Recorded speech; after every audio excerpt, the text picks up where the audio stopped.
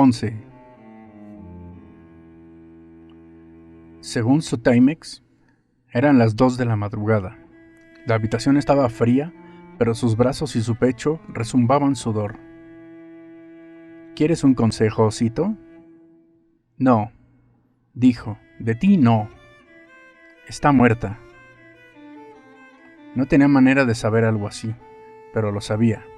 Dini, que parecía la diosa del mundo occidental con su minifalda de cuero y sus sandalias de corcho, estaba muerta. Sabía incluso cómo lo había hecho.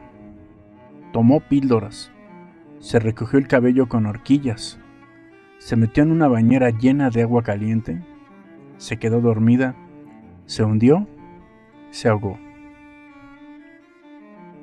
El rugido del viento era horriblemente familiar, cargado de una hueca amenaza. En todas partes soplaban vientos, pero solo sonaban así en los terrenos montañosos. Era como si un dios, furioso, apaleara el mundo con un mazo de aire. Yo solía llamar al alcohol de papá la cosa mala, pensó Dan. Solo que a veces es la cosa buena. Cuando te despiertas de una pesadilla, que sabes que es un resplandor, como mínimo en un 50%, es la cosa buenísima. Un trago le enviaría de vuelta a dormir. 3 garantizarían no solo que dormiría, sino que además lo haría sin sueños. El sueño era el doctor de la naturaleza, y en esos instantes Dan se sentía enfermo y necesitado de medicina potente. No hay nada abierto, has tenido suerte. Bueno, quizá. Se puso de lado y al hacerlo algo rodó contra su espalda. No, algo no. Alguien. Alguien se había metido en la cama con él. Dini se había metido en la cama con él, pero abultaba muy poco para ser Dini. Más bien parecía... Salió a duras penas de la cama, aterrizó torpemente en el suelo y miró por encima del hombro. Era Tommy, el niño pequeño de Dini. Tenía hundido el lado derecho del cráneo. Astillas de hueso sobresalían a través del cabello rubio manchado de sangre. Una sustancia escamosa y gris, sesos. Se secaba en una mejilla. Era imposible que estuviera vivo con una herida tan infernal, pero lo estaba. Extendió hacia Dan una mano que parecía una estrella de mar. «¡Zuka!», dijo. Los gritos se reanudaron, solo que esta vez ni los profería Dini ni los profería el viento. Esta vez gritaba él.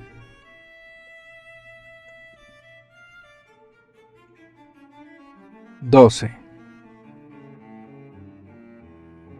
Cuando despertó por segunda vez, un despertar real, ahora sí, no gritaba, tan solo producía una especie de gruñido que salía del fondo de su pecho. Se incorporó jadeando con la ropa de cama arrugada en torno a su cintura. No había nadie más en la cama, pero el sueño no se había disuelto todavía, y con mirar no bastaba. Empujó hasta abajo las mantas, y aún así no fue suficiente. Recorrió la sábana bajera con las manos, palpando en busca de una fugitiva calidez o una hendidura dejada por unas caderas y unas nalgas pequeñas. Nada. Por supuesto que no. Miró, por tanto, debajo de la cama y solo vio sus botas prestadas. El viento soplaba ahora con menos fuerza. La tormenta no había pasado, pero amainaba. Fue al cuarto de baño y de improviso se giró para mirar a su espalda, como para sorprender a alguien. Solo estaba la cama, con las mantas ahora tiradas en el suelo a los pies. Encendió la luz del lavabo, se mojó la cara con agua fría y se sentó en la tapa cerrada del inodoro. Tomó largas bocanadas de aire, una tras otra. Pensó en levantarse a coger un cigarrillo del paquete que tenía junto al libro en la única mesita del cuarto, pero sentía las piernas de goma y no estaba seguro de que lo sostuvieran. Todavía no, así que permaneció sentado. Veía la cama, y la cama estaba vacía. La habitación entera estaba vacía. Ningún problema por esa parte. Solo que no daba la sensación de estar vacía. Todavía no. Cuando así lo sintiera, suponía que volvería a la cama, pero no a dormir. Por esa noche, el dormir se había acabado.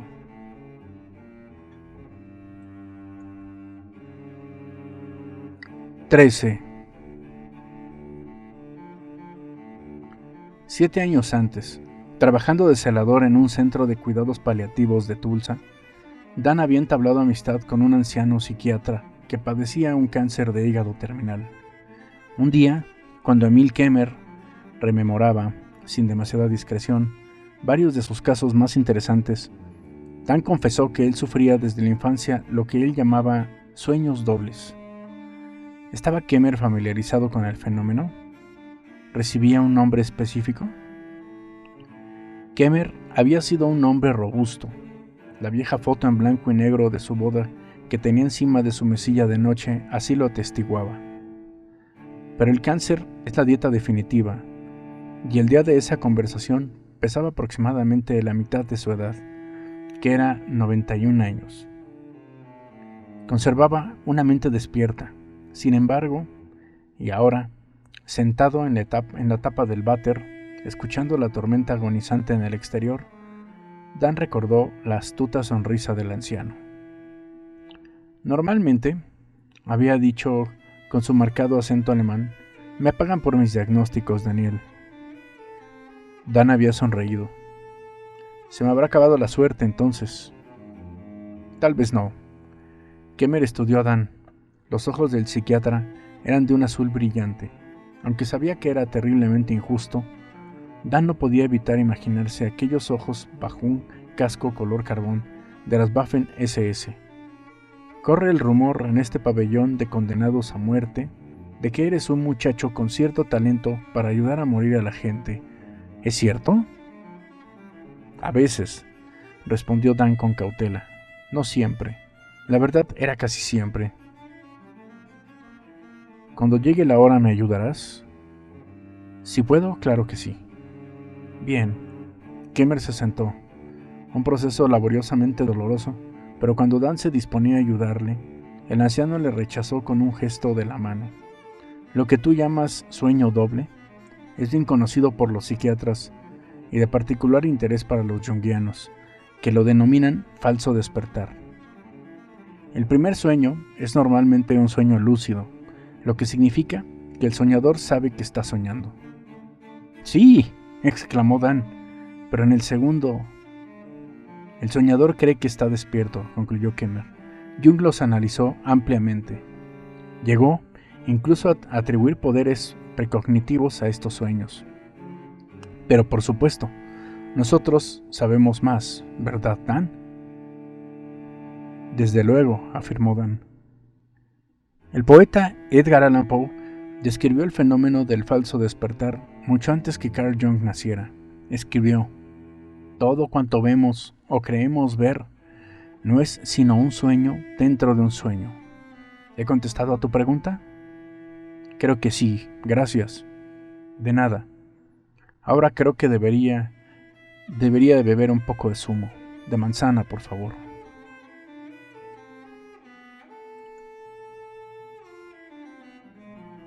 (14) Poderes precognitivos. Pero por supuesto, nosotros sabemos más. Aunque no se hubiera guardado el resplandor casi enteramente para sí a lo largo de los años, Dan no se habría atrevido a contradecir a un hombre moribundo, menos aún a uno con unos ojos azules tan fríos e inquisitivos.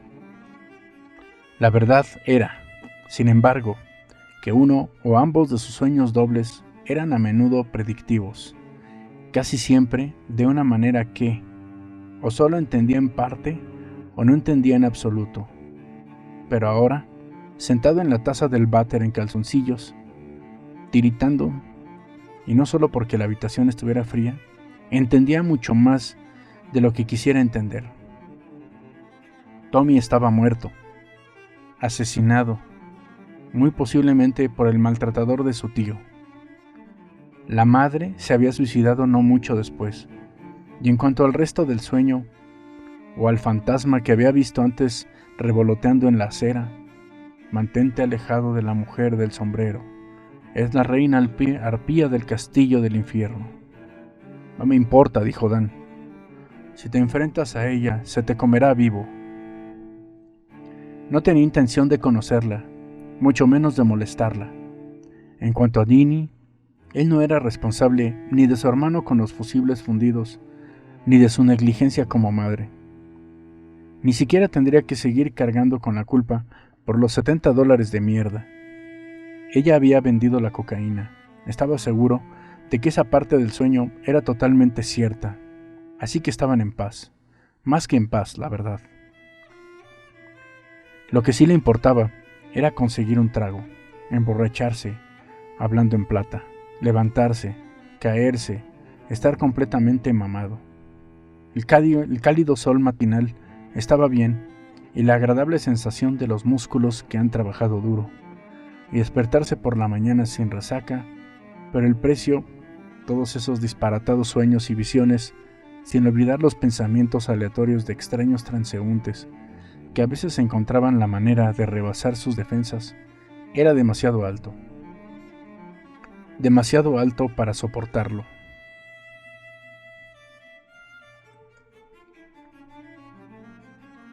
XV.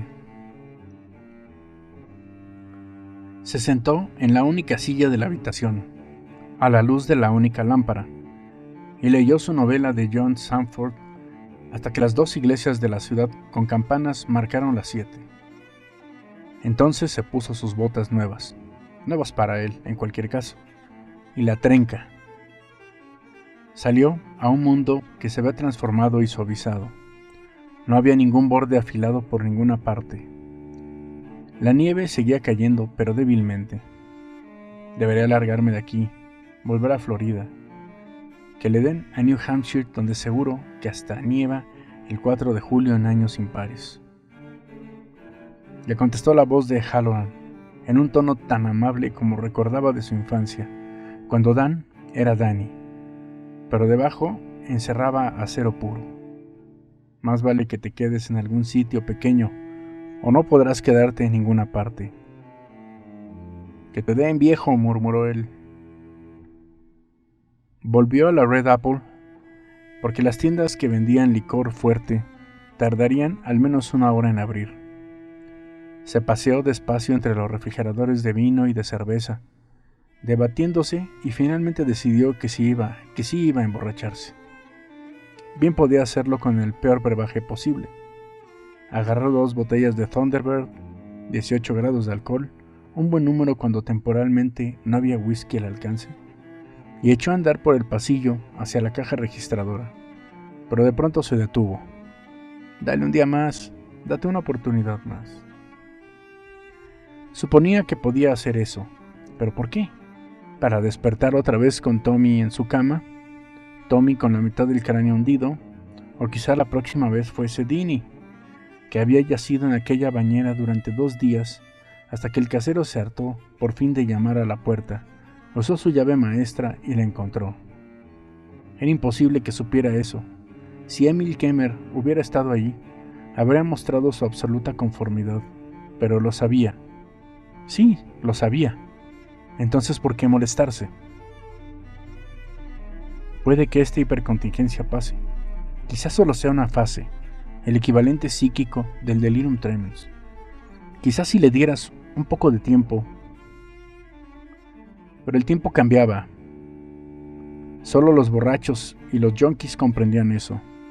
Cuando uno no podía dormir, cuando uno tenía miedo de mirar alrededor por lo que pudiera ver, el tiempo se alargaba y le crecían afilados dientes. ¿Te ayudó?, preguntó el dependiente. Y Dan supo, puto resplandor de mierda. Supo que lo estaba poniendo nervioso. ¿Por qué no? Con el pelo de recién levantado, ojeras y movimientos bruscos e inseguros, debía de parecer un adicto a las anfetas, decidiendo si sacaba su fiel pistola y le pedía todo lo que hubiera en la caja. No, respondió Dan. Acabo de darme cuenta de que me he dejado la cartera en casa. Volvió a poner las botellas verdes en el refrigerador mientras lo cerraba. Le hablaron con amabilidad, como un amigo habla a otro. Hasta pronto, Danny.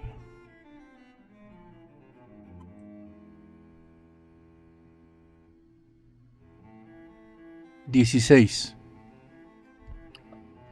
Billy Freeman estaba esperándole, abrigado hasta las cejas. Le tendió un anticuado gorro de esquí con las palabras Ciclones de Anniston bordadas en la parte de adelante. ¿Qué coño son los Ciclones de Anniston?, preguntó Dan. Anniston está a 30 kilómetros al norte de aquí. En fútbol, baloncesto y béisbol son nuestros archienemigos. Como alguien te vea con eso, casi seguro que recibirás un bolazo de nieve en la cabeza, pero es lo único que tengo. Dan se caló el gorro. ¡Vamos, Ciclones! Eso, que te jodan a ti y al caballo en que viniste. Billy se fijó en él. ¿Estás bien, Dano? No he dormido mucho esta noche. Ya somos dos. El maldito viento chillaba una barbaridad, ¿verdad? Parecía mi ex cuando le sugerí que nos vendría bien un poquito de amor los lunes por la noche. ¿Preparado para ponerte a trabajar? Preparado como nunca. Bien. Toca acabar. Va a ser un día ajetreado.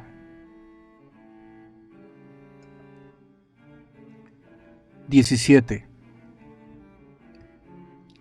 Efectivamente, fue un día ajetreado. Pero hacia mediodía el sol salió y la temperatura remontó hasta los 12 o 13 grados. Teeny Town se llenó del sonido de un centenar de pequeñas cascadas a medida que la nieve se derretía. El ánimo de Dan subió a la par que la temperatura, e incluso se sorprendió cantando a los Village People. Jovencito, yo una vez estuve en tus zapatos. Mientras seguía a su soplador de nieve de un lado a otro por la plaza del pequeño centro comercial adyacente al parque. Aleteando bajo una suave brisa que nada tenía que ver con el viento aullante de la noche anterior, una pancarta anunciaba grandes gangas de primavera a precios de Teeny Town. No hubo visiones. Tras fichar a la salida, llevó a Billy al Chuck Wagon y pidió bistecs para cenar. Billy se ofreció a pagar la cerveza. Dan negó con la cabeza. Evito el alcohol. La razón es que una vez que empiezo, puede resultarme difícil parar. Cuéntaselo a Kingsley, dijo Billy. Se divorció por la culpa del alcohol, hará unos 15 años. Ahora está bien, pero su hija sigue sin hablarle. Bebieron café con la cena, en cantidad. Dan regresó a su cubil de Elliott Street cansado, con el estómago caliente y contento de estar sobrio. No había televisión en su habitación del tercer piso, pero le quedaba la mitad de la novela de Sandford, y se perdió en su lectura durante un par de horas. Mantenía un oído alerta al viento, pero este no se levantó.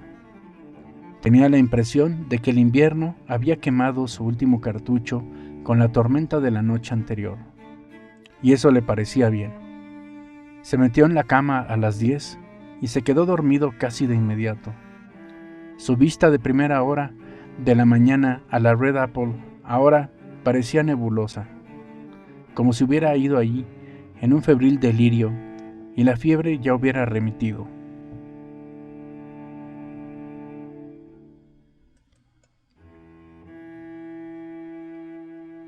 XVIII. Despertó de madrugada, no porque soplara el viento, sino porque tenía ganas de hacer pis. Se levantó, arrastró los pies hasta el cuarto de baño y encendió la luz. El sombrero de copa estaba en la bañera y lleno de sangre.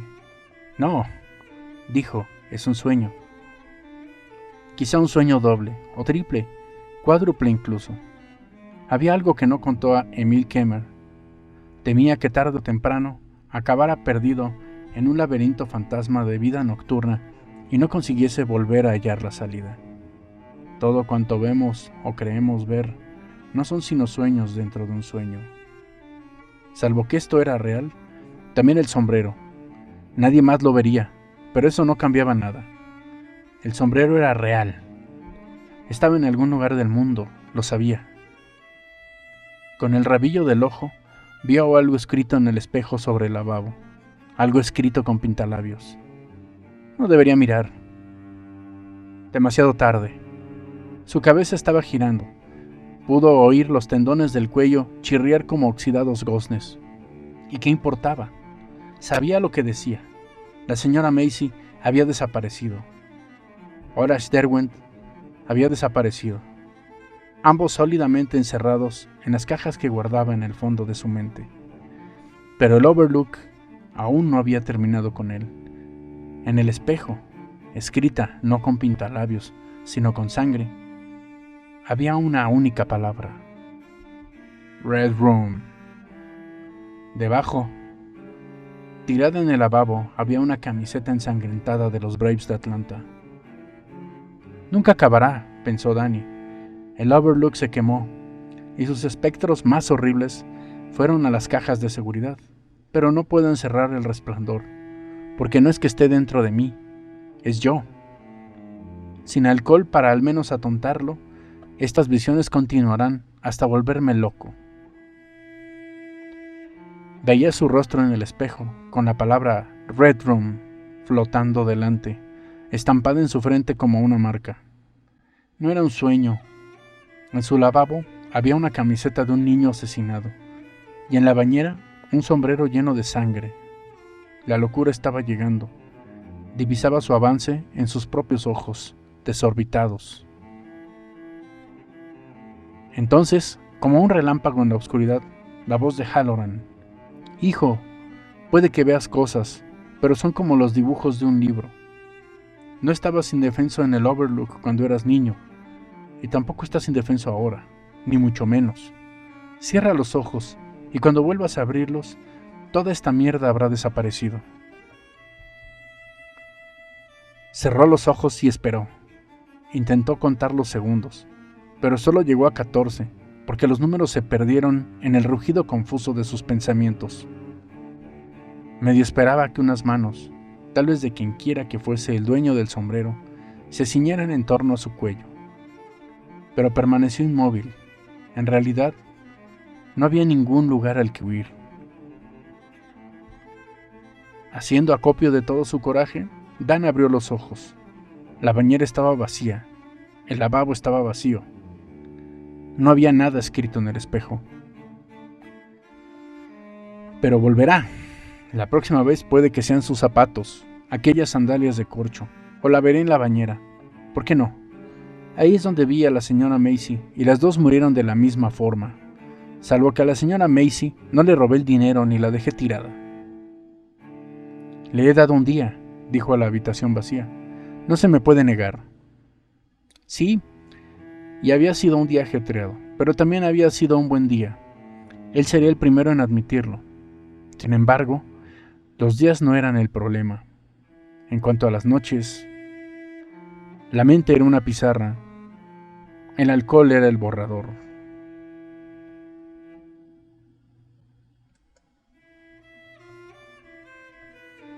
(19) Dan permaneció despierto hasta las 6.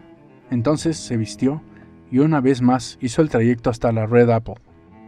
Esta vez no vaciló, solo que en lugar de extraer del refrigerador 2 botellas de Bird, cogió 3. ¿Cómo era eso que decían? Dale caña o date el piro. El dependiente las metía en una bolsa sin hacer comentarios. Estaba acostumbrado a los compradores tempraneros de vino. Dan paseó hasta el parque del pueblo. Se sentó en un banco en Tinnytown y sacó una botella de la bolsa. La miró como Hamlet mira la calavera de Yorick. A través del vidrio verde, su contenido parecía veneno para ratas más que vino. «Lo dices como si fuese algo malo», comentó Dan, y desenroscó el tapón. Esta vez fue su madre quien habló, Wendy Torrance, que había fumado hasta el amargo final, porque si el suicidio era la única opción, uno al menos debía poder escoger el arma.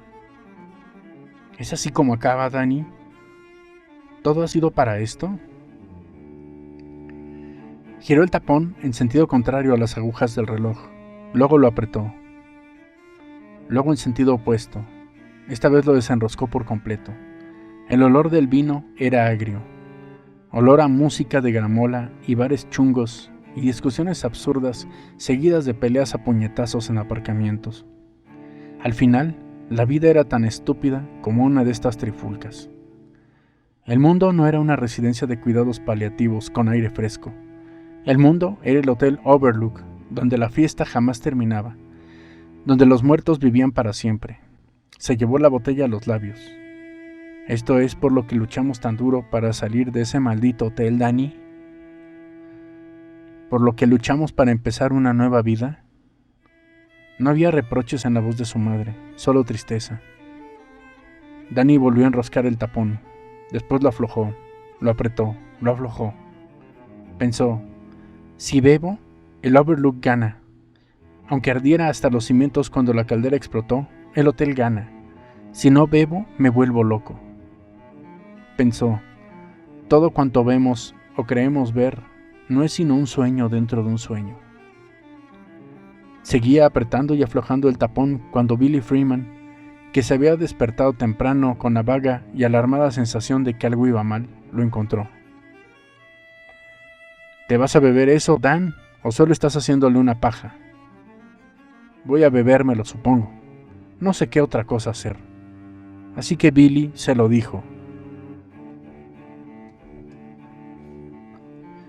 20.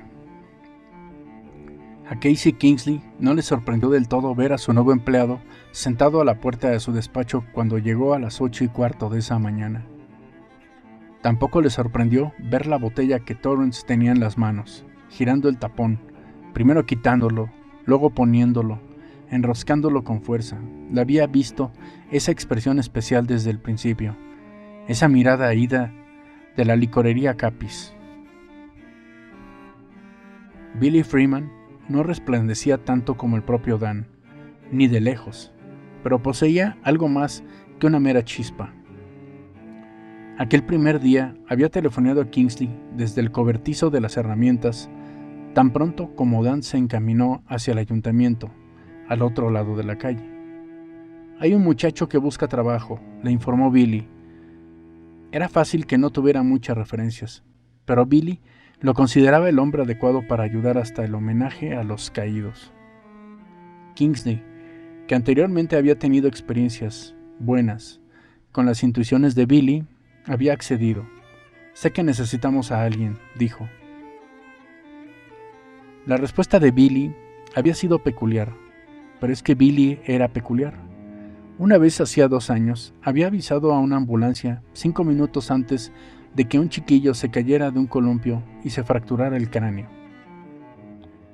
Él nos necesita más que nosotros a él, había dicho Billy. Y ahí estaba, encorvado hacia adelante, como si ya se hubiera subido al siguiente autobús o a un taburete en la barra de algún bar, y Kingsley percibió el olor a vino desde el pasillo, a 12 metros de distancia. Tenía una nariz de gourmet para tales aromas, y era capaz de identificar cada uno de ellos. Este vino era Thunderbird. Sin embargo, cuando el joven alzó la vista hacia él, Kingsley vio que sus ojos estaban limpios de todo menos de desesperación. «Me envía Billy». Kingsley no dijo nada. Notó que el chico hacía acopio de sí, forcejeando consigo mismo. Lo vio en sus ojos, en la forma en que torcía hacia abajo las comisuras de los labios. Sobre todo, lo vio en cómo aferraba la botella, odiándola, llamándola y necesitándola, todo al mismo tiempo. Al cabo, Dan expelió las palabras de las que se había pasado huyendo toda su vida. «Necesito ayuda». Se pasó un brazo por los ojos. Al hacerlo, Kingsley se agachó y cogió la botella de vino. Por un momento el muchacho se resistió. Luego la soltó. «Estás enfermo y cansado», dijo Kingsley. «Eso lo veo. ¿Pero estás enfermo y cansado de estar enfermo y cansado?» Dan alzó la mirada, carraspeó. Luchó un poco más y por fin dijo: «No sabe usted cuánto». «Puede que sí». Kingsley sacó un llavero enorme de sus enormes pantalones. Insertó una llave en la cerradura de la puerta con las palabras «Servicios Municipales de Fraser». pintadas en el cristal esmerilado. Pasa adentro. Hablemos.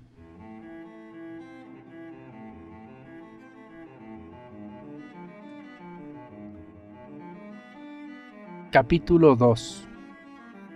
Números malos. 1. La poetisa de nombre italiano y apellido muy estadounidense se sentó con su bisnieta dormida en el regazo a mirar el video que el marido de su nieta había filmado en la sala de partos 3 semanas atrás. Empezaba con el título Abra llega al mundo. La grabación era errática y David se había apartado de cualquier cosa excesivamente clínica, pero Concheta Reynolds vio el cabello sudoroso pegado en la frente de Lucy. La oyó gritar «¡Ya empujó!» cuando una de las enfermeras la exhortó a ello, y vio las gotas de sangre en la sábana azul. No muchas, pero sí las suficientes para montar lo que la propia abuela Cheta habría llamado un gran espectáculo. Pero en italiano, por supuesto. La imagen osciló cuando el bebé finalmente entró en plano y Cheta sintió que se le ponía la piel de gallina en brazos y espalda, cuando Lucy gritó «¡No tiene cara!». Sentado ahora del lado de Lucy, David rió entre dientes. Por supuesto que Abra tenía cara, una carita muy dulce. Cheta bajó la mirada como para asegurarse de ello. Cuando volvió a mirar la pantalla, la recién nacida estaba siendo acomodada. 30 o 40 erráticos segundos más tarde, apareció otro rótulo. «Feliz cumpleaños, Abra Rafaela Stone». David pulsó el botón de stop del mando a distancia. «Eres una de las poquísimas personas que verán esto», anunció Lucy en un tono de voz que no daba cuartel. «¡Qué vergüenza!». «Es maravilloso», repuso David. «Y hay una persona que lo verá seguro, y esa es Abra». Miró a su esposa sentada a su lado en el sofá. «Cuando sea mayor, si quiere, claro». Le dio unas palmaditas a Lucy en el muslo y luego sonrió a su abuela política, una mujer por la que sentía respeto, pero no un gran afecto. Hasta entonces, la guardaré en la caja fuerte, junto con los papeles del seguro y los papeles de la casa y los millones de la droga. Concheta esbozó una sonrisa para indicar que había captado la broma, pero fue una sonrisa fría, porque no le parecía especialmente graciosa. En su regazo, Abra dormía y dormía. En cierto sentido, todos los bebés nacían con un manto, un velo de misterio y posibilidades que envuelve sus rostros, diminutos, pensó. Tal vez fuese algo sobre lo que escribir, tal vez no. Concheta había llegado a Estados Unidos con 12 años y hablaba inglés perfectamente. No era de extrañar, pues se había licenciado en Vassar y era profesora, ahora emérita, de filología inglesa. Pero en su cabeza aún sobrevivían todas las supersticiones y los cuentos de viejas. A veces recibía órdenes y cuando eso ocurría, siempre eran en italiano. Cheta creía que la mayoría de las personas que trabajan en las artes eran esquizofrénicos, altamente funcionales, y ella no era distinta. Sabía que las supersticiones eran una estupidez, pero escupía entre los dedos si un cuervo o un gato negro se cruzaba en su camino. Gran parte de su propia esquizofrenia debía en agradecérsela a las hermanas de la misericordia. Ellas creían en Dios, creían en la divinidad de Jesús, creían que los espejos eran calderos de bruja y que a la niña que se mirara en uno de ellos demasiado tiempo le crecerían verrugas. Estas eran las mujeres que habían ejercido la mayor influencia en su vida entre los 7 y los 12 años. Llevaban una regla en el cinturón para golpear, no para medir, y nunca vieron una oreja de niño que no desearan retorcer al pasar. Lucy alargó los brazos hacia el bebé. Cheta se la entregó, no sin renuencia. La criatura era una dulce carga. 2.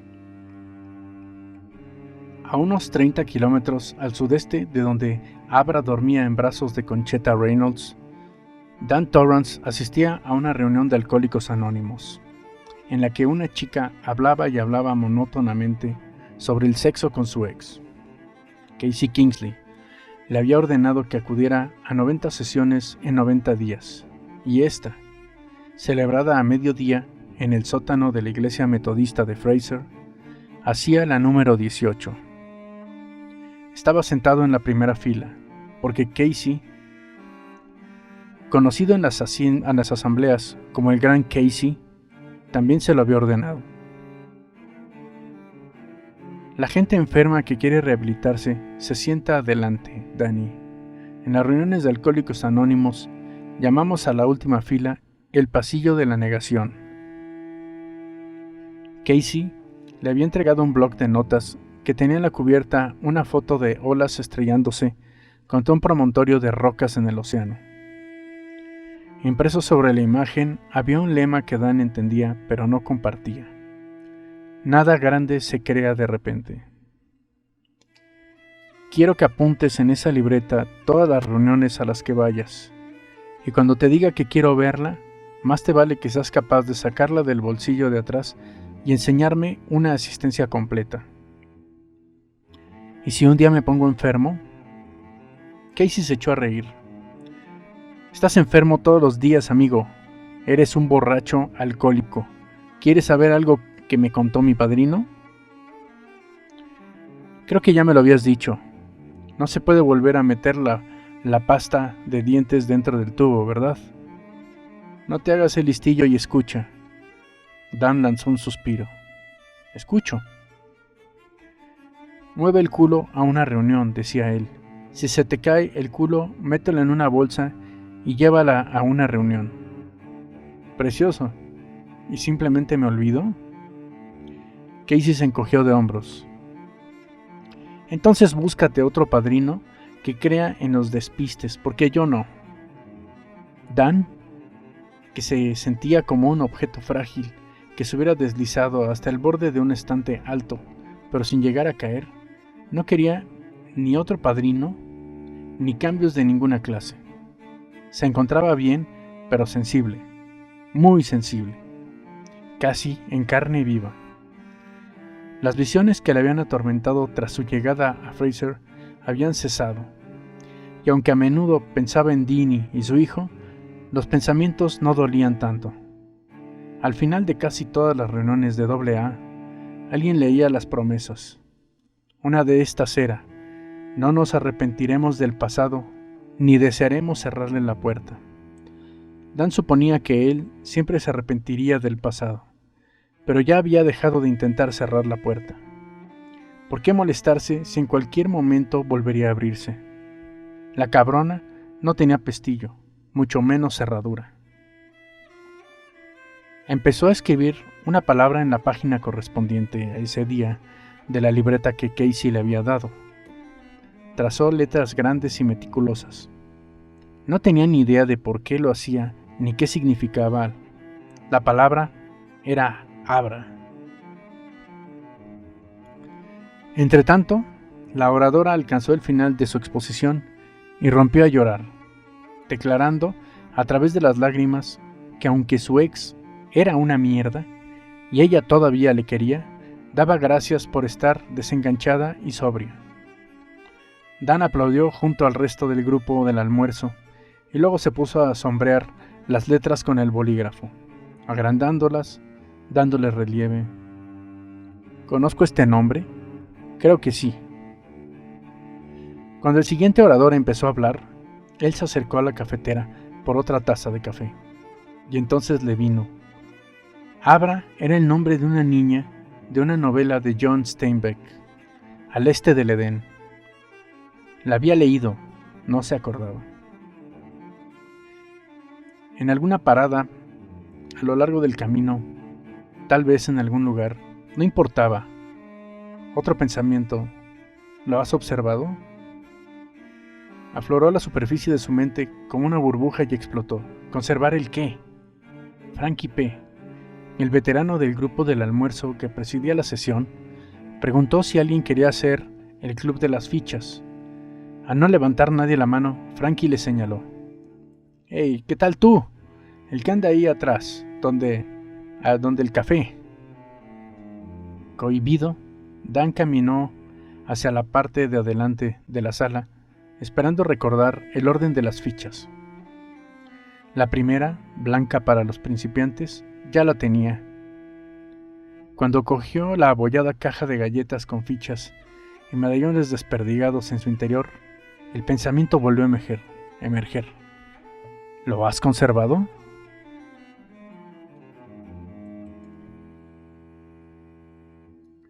¡3! Aquel fue el día en que el nudo verdadero, que había pasado el invierno en un camping Koa de Arizona, recogió y emprendió el viaje hacia el este. Tomaron la carretera 77 hacia Showlow, en la formación habitual. 14 autocaravanas, varios coches con remolque, algunos con sillas de jardín o bicicletas amarradas en la parte de atrás. Había South Wings y Winebagos, Monacos y Bounders. El Earth Cruiser de Rose, $700,000 de acero rodante importado, el mejor vehículo de recreo que el dinero podía comprar, encabezaba el desfile, pero despacio, apenas a 90 kilómetros por hora. No tenían prisa, disponían de tiempo de sobra. El festín aún se hallaba a meses de distancia. 4. ¿Lo has conservado?, preguntó Concheta al tiempo que Lucy se abría la blusa y ofrecía el pecho al bebé. Abby parpadeó adormilada, mamó un poco y perdió interés. Cuando se te agrieten los pezones, no se lo ofrecerás hasta que te lo pida, pensó Cheta. Y a pleno pulmón. ¿Conservar el qué?, preguntó David. Lucy sabía a qué se refería. Me desmayé justo después de que me la pusieran en brazos. Dave dice que casi la dejo caer. No hubo tiempo, Momo. A ese pringue que tenía en la cara, dijo David con desdén, se lo quitaron y lo tiraron. Cojonudo, si quieres saber mi opinión, sonreía, pero sus ojos la desafiaban. Mejor que no sigas con esto, decían. Mejor que no, déjalo. Déjalo estar. Sí y no. ¿Había sido así de dicotómica de joven? No podía recordarlo, aunque al parecer se acordaba de todas las lecturas de los sagrados misterios y del interminable infierno de dolor administrado por las hermanas de la misericordia, aquellas banditi de negro. La historia de la chica que se había quedado ciega por espiar a su hermano cuando estaba desnudo en la bañera, y la del hombre que había caído muerto en el acto por blasfemar contra el Papa. Entreguémoslas cuando sean jóvenes, y no importará cuántas clases de honor hayan impartido, ni cuántos libros de poesía hayan escrito, ni siquiera que uno de ellos ganara todos los premios importantes. Entreguémoslas cuando sean jóvenes, y serán nuestras para siempre. Deberías haber conservado Ilamnio, da buena suerte. Hablaba con su nieta. David había quedado excluido de la conversación. Era un buen hombre, un buen marido para Lucía. Pero que le dieran a su tono desdeñoso y que le dieran el doble a sus ojos desafiantes, lo habrían hecho, pero no tuve oportunidad, Momo. Y Dave no lo sabía. Se abotonó de nuevo la blusa. Cheta se inclinó hacia adelante y acarició la fina piel de la mejilla de Abra con la punta del dedo, carne vieja deslizándose sobre carne nueva. Se dice que aquellos nacidos con Ilamnio poseen doble visión. No te tomarás esas cosas en serio, ¿verdad?, preguntó David. El velo no es nada más que un trozo de membrana fetal. Dijo algo más, pero Concheta no prestó atención. Abra había abierto los ojos. En ellos había un universo de poesía, versos demasiado grandes para ser escritos jamás, ni tan siquiera recordados. No importa, dijo Concheta. Levantó a Abra y le dio un beso en el suave cráneo. donde la fontanela latía, la magia de la mente tan cerca de allá abajo. Lo hecho, hecho está.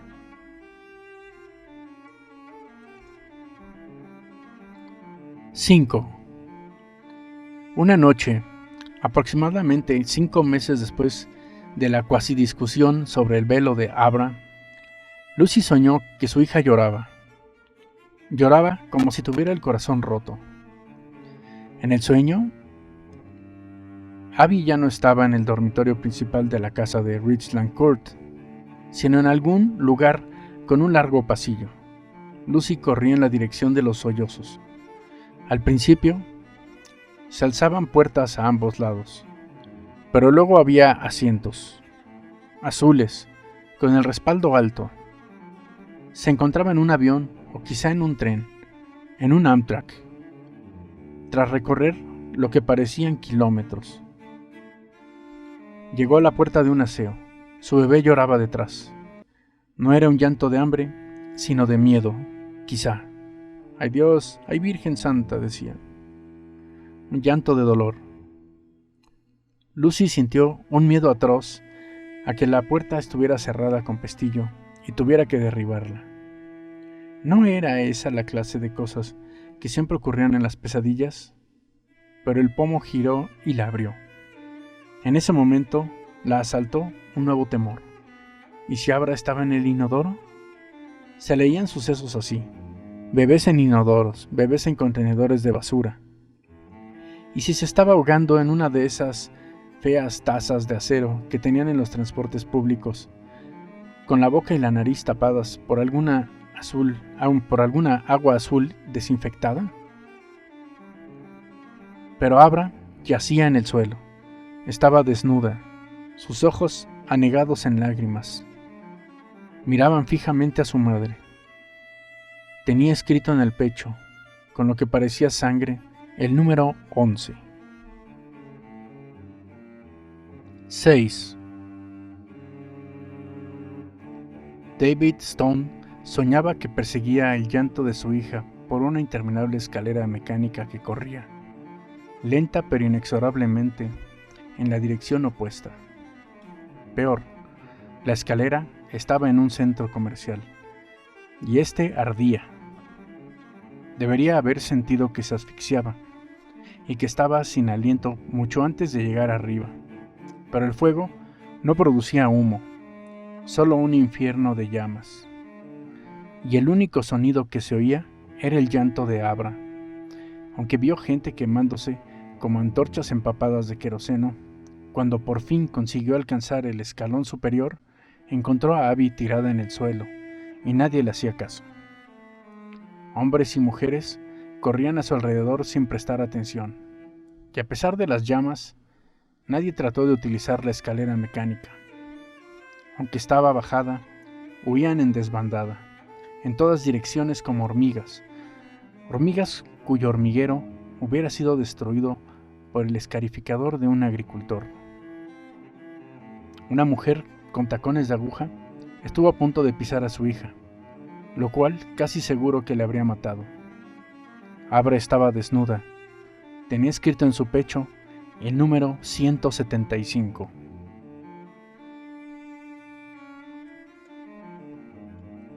7. Los Stone despertaron a la par, ambos inicialmente convencidos de que el llanto que oían era un remanente del sueño que habían tenido. Pero no, se originaba en su misma habitación. Abby estaba tumbada en la cuna bajo su móvil de Shrek. Tenía los ojos muy abiertos, las mejillas rojas, abría y cerraba sus diminutos puños, aullaba a pleno pulmón.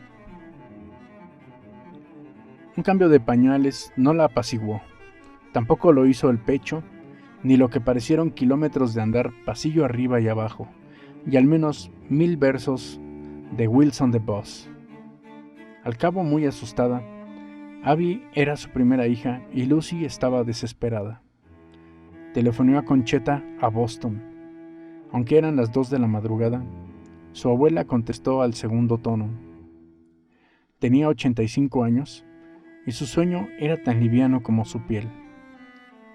Escuchó con más atención el llanto de su bisnieta que el confuso recital de Lucy, de todos los remedios caseros que había probado. Y luego formuló las preguntas pertinentes. ¿Tienes fiebre? ¿Se tira de una oreja? ¿Mueve las piernas como si tuviera que hacer merda? No, dijo Lucy, nada de eso. Está un poco caliente de tanto llorar, pero no creo que sea fiebre. Momo, ¿qué hago? Cheta, ahora sentada en la butaca de su escritorio, no vaciló. Espera otros 15 minutos. Si no se calma y empieza a comer, llévala al hospital. ¿Qué? ¿Al Brigham and Women's? Confusa y alterada, fue cuanto se le ocurrió a Lucy. Era ahí donde había dado a luz. Eso está a más de 200 kilómetros. No, a Brighton, cruzando la frontera de Maine. Está un poco más cerca del CNH.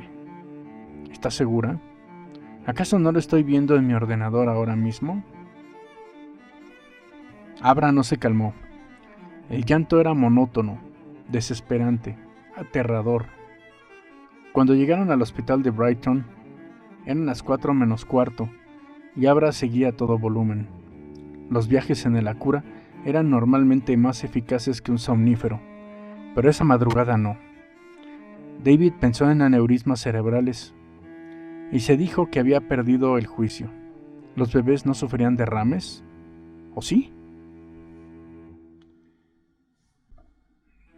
Davey, dijo Lucy con voz queda mientras paraban junto a la señal que rezaba solo para emergencias. Los bebés no sufren derrames ni ataques al corazón, ¿verdad? No, estoy seguro de que no. Pero de pronto se le ocurrió otra cosa. ¿Y si la criatura se había tragado un imperdible y le había perforado el estómago? ¡Qué estupidez! Usamos Huggies con velcro.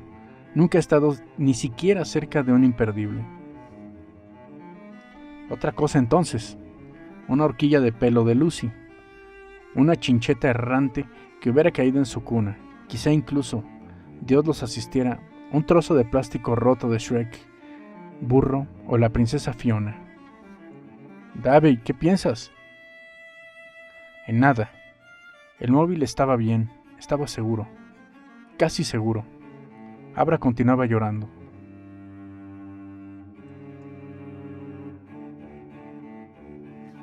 ¡8! David esperaba que el médico de guardia diera un sedante a su hija, pero iba en contra del protocolo medicar a niños sin un diagnóstico, y parecía que a Abra, Rafaela Stone, no le pasaba nada grave. No tenía fiebre, no mostraba ningún sarpullido, y una prueba de ultrasonidos había descartado una estenosis pilórica. Una radiografía reveló que no había objetos extraños en su garganta ni en su estómago, ni una obstrucción intestinal. En resumen, no quería callarse.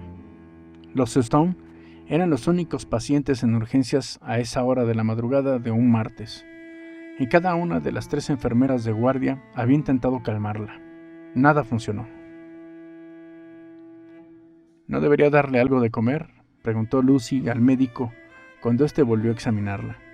Se le ocurrió el término lactato de Ringer. Lo había oído en alguna serie de médicos de las que veía desde su enamoramiento adolescente de George Clooney. Sin embargo, por lo que sabía, el lactato de Ringer era una loción de pies, o un anticoagulante, o algo para la úlcera de estómago. No quiere ni el pecho ni el biberón. Comerá cuando tenga hambre, dijo el médico. Pero eso no tranquilizó ni a Lucy ni a David. Por un lado, el médico parecía más joven que ellos. Por otro, y eso era mucho peor, no sonaba del todo seguro. ¿Han llamado a su pediatra? Revisó los papeles. ¿Al doctor Dalton? Hemos dejado un mensaje en su consulta, dijo David. Probablemente no sabremos de él hasta media mañana, y para entonces esto ya habrá acabado. De un modo u otro pensó, y su mente, ingobernablemente debido a la falta de sueño y el exceso de ansiedad, le presentó una imagen tan nítida que resultaba horrorosa. Gente de luto alrededor de una pequeña tumba, y un ataúd aún más pequeño. 9. A las 7:30, Cheta Reynolds irrumpió en la sala de reconocimiento donde habían escondido a los Stone y a su bebé, que no había cesado de berrear.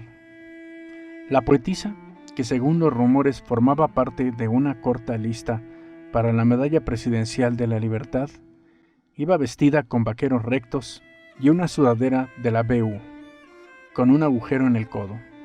El atuendo dejaba ver cuánto había adelgazado en los últimos 3 o 4 años. No tengo cáncer, si eso es lo que estás pensando, decía si alguien comentaba su delgadez de modelo de pasarela, la cual generalmente disfrazaba con vestidos ondulados o caftanes. Me estoy entrenando para la vuelta final al circuito. Su cabello, por regla general trenzado o recogido en complicados vuelos para exhibir su colección de horquillas vintage, se encrespaba alrededor de la cabeza en una desgreñada nube a lo Einstein. No llevaba maquillaje, y a pesar de su angustia, a Lucy le impresionó lo mayor que parecía Concheta. Bueno, claro que era mayor, 85 años eran muchos, pero hasta esa mañana tenía la apariencia de una mujer que a lo sumo rayara a los 70. Habría tardado 1 hora menos si hubiera encontrado a alguien para que cuidara de Betty. Betty era su boxer, anciana y achacosa. Cheta captó la mirada de reproche de David. Beth se muere, David, y basándome en lo que me contaste por teléfono, no estaba tan preocupada por Abra. ¿Y ahora estás preocupada?, preguntó David. Lucy lanzó a su marido una mirada de advertencia, pero Cheta parecía dispuesta a aceptar la reprimenda implícita. Sí, extendió las manos. Dámela, Lucy. Veamos si se tranquiliza con Momo. Pero Abra tampoco se tranquilizó con Momo. Daba igual cómo la meciera. Tampoco una dulce y sorprendente, melodiosa nana, por cuanto David sabía, era de Wilson the Boss en italiano. Consiguió obrar el milagro. Todos volvieron a probar la cura del paseo. Primero arrullándola en la pequeña sala de reconocimiento, luego por el pasillo, luego otra vez en la consulta. El llanto seguía y seguía. En algún momento se produjo una conmoción fuera. Alguien con heridas visibles era transportado en silla de ruedas, supuso David.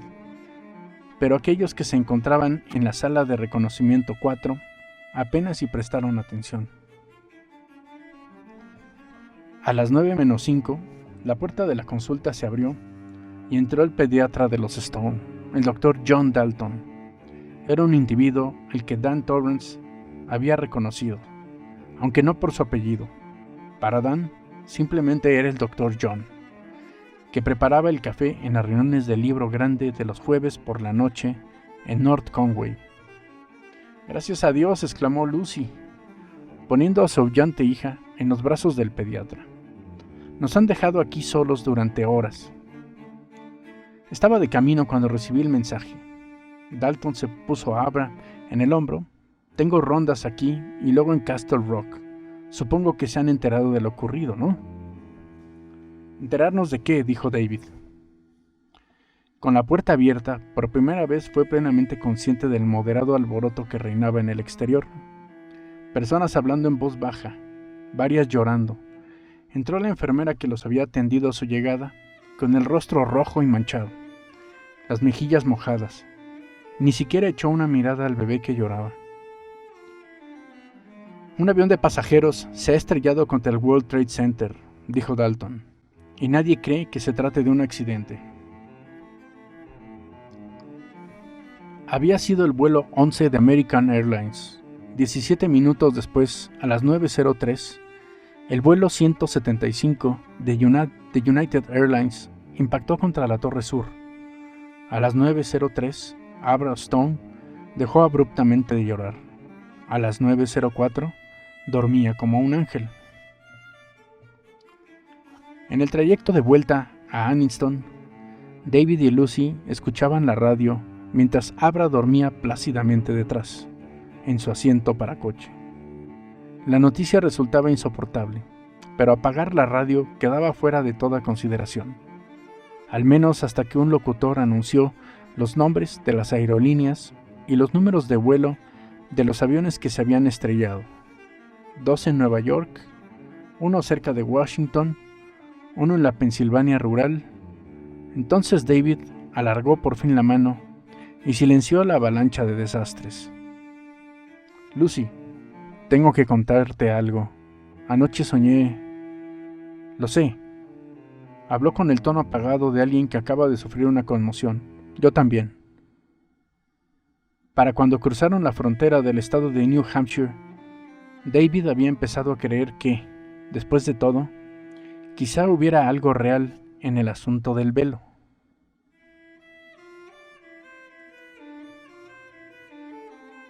Diez. En una ciudad de New Jersey, en la orilla oeste del río Hudson, hay un parque que lleva el nombre del residente más famoso de la localidad. En un día claro ofrece una vista perfecta del Bajo Manhattan.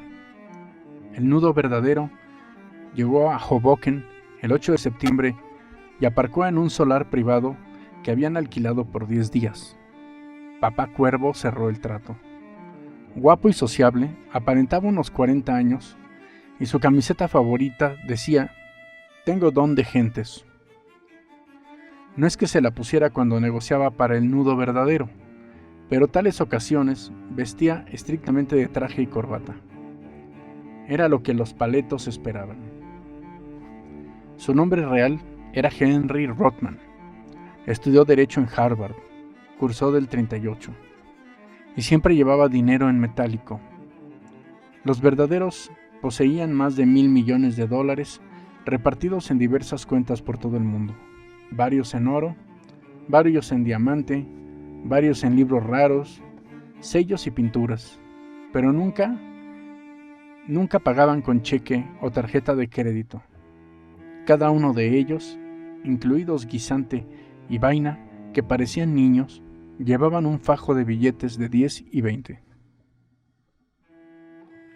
Como Jimmy y el Números había dicho en una ocasión, somos una unidad de autoservicio, pagamos en efectivo y los paletos nos transportaban. Billy era el contable del nudo.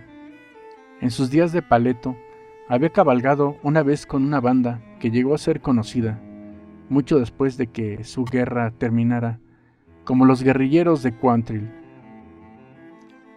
Por aquel entonces había sido un muchacho alocado que llevaba un abrigo de búfalo y portaba un rifle Sharps, pero en los años transcurridos desde entonces se había moderado. En su autocaravana tenía una foto enmarcada con el autógrafo de Ronald Reagan. En la mañana del 11 de septiembre, los verdaderos observaron los ataques contra las Torres Gemelas desde el aparcamiento, haciendo circular entre ellos 4 pares de prismáticos. Desde el Parque Sinatra lo habrían visto mejor, pero no hacía falta que Rose les dijera que reunirse temprano podría atraer sospechas.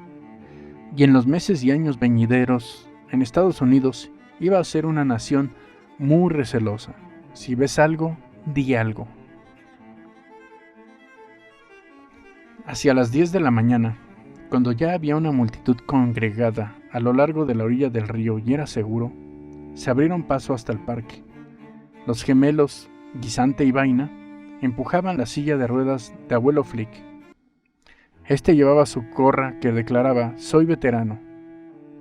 Su cabello largo, blanco y fino como el de un bebé, flotaba alrededor de la gorra como algodoncillo. Hubo una época en la que contaba a la gente que era veterano de la guerra de Cuba. Después fue de la Primera Guerra Mundial. En la actualidad, era la Segunda Guerra Mundial. Dentro de otros 20 años o así, esperaba cambiar su historia a Vietnam. La verosimilitud nunca había sido un problema. Abuelo era un entusiasta de la historia militar. El Parque Sinatra estaba abarrotado. La mayoría de la gente permanecía en silencio, pero algunos lloraban. Annie, la Mandiles, y Susie Ojo Negro ayudaron al respecto. Ambas eran capaces de llorar a voluntad.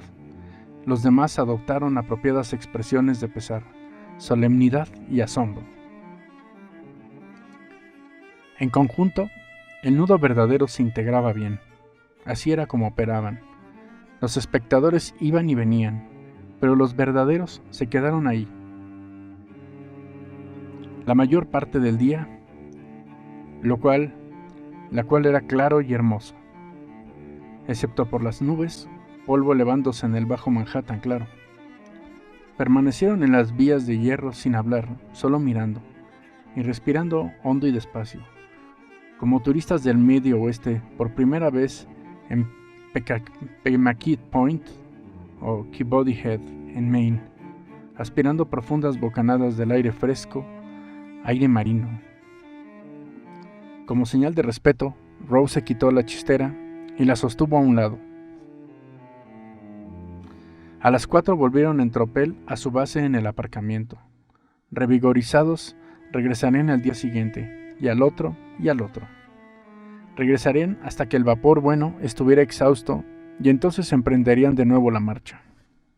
Para entonces, el cabello cano de abuelo Flick habría adquirido una tonalidad gris hierro, y ya no necesitaría de la silla de ruedas.